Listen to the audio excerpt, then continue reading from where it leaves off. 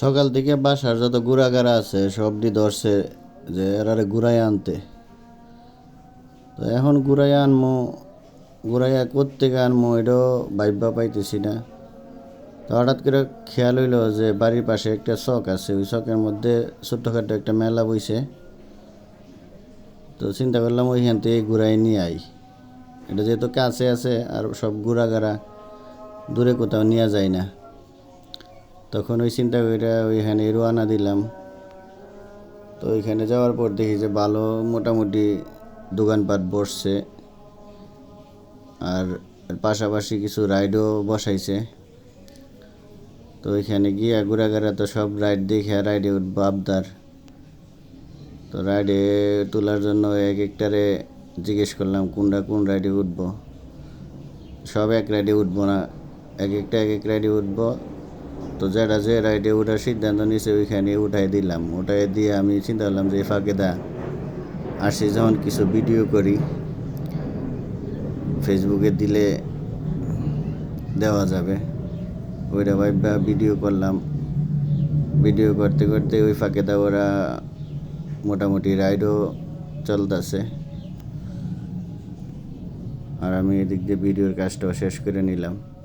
তো এখানে বাচ্চাদের খেলনা কিছু আছে, আবার খাবারেরও কিছু দোকান বসছে, নয়ালে কিছু জিনিসপত্রের দোকানও বসাইছে। তো সব কিছু মিলে মোটামুটি ভালোই বসাইছে। ছোট্টখাটো একটা মাঠ, আর মাঠটার চতুর্দিক দিয়ে খোলামেলা। তো বাসার লোকজন বিকেলবেলা এখানে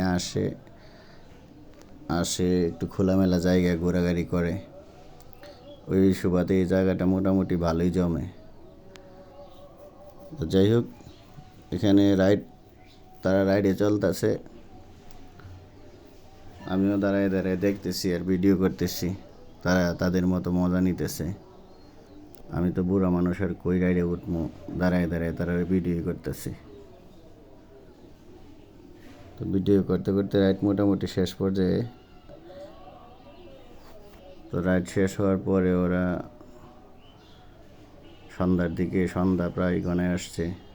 সবাই এখন আবদার করছে যে বের যেহেতু হয়েছি, হালকা পাতলা বিকেলবেলা নাস্তা করবে।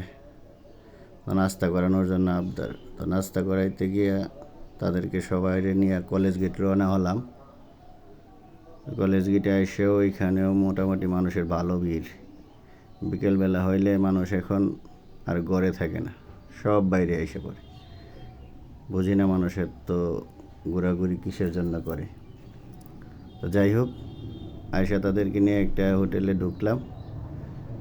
এটা আবার ফাস্টফুড আইটেমের হোটেল এখানে। তো হোটেলে বাচ্চাদের খেলনারও ব্যবস্থা আছে। তো বাচ্চা যেগুলা ঘোরাঘেরা লয়ে এসি হগুলটি এখানে এসে অনেক খুশি।